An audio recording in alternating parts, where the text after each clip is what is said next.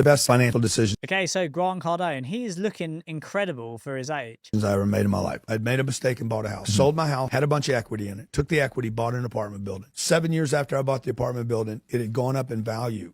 And the lender called me and said, hey, would you like to refinance your loan? It's coming. Perfect. Buying assets, let them going up, releasing the capital, reinvesting it.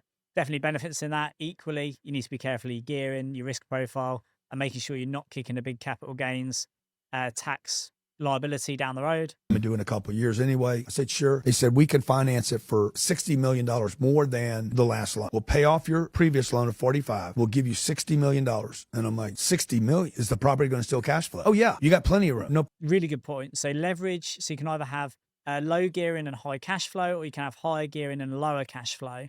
Really important to acknowledge the difference. Sometimes taking all your money back out isn't the best way, and especially when we're in an environment where you've got higher interest rates, it could be better to leave the capital in. Problem. I only had 15 million in the deal. I said, I'm going to make 4 times on my down payment. I'm going to get my down payment plus $45 million. I still own the property and it still cash flows. Now I said, let me ask you something. What's the tax implication on the $45 million? They said nothing. I said, let's party. Yeah, absolutely spot on. That was what I was saying about earlier. Releasing the capital is fantastic because it's debt. You're not going to pay tax on it. But there is a tax liability that you are sort of kicking down the road with capital growth. It's just making sure that that is acknowledged, realised and accommodated within your corporate structure and your tax planning scenarios. I have no money in it. I took 60 million out, paid back other investors I had in the deal, and that property cash flows $6 million a year. And he's still cash flowing $6 million a year. That's absolute no-brainer.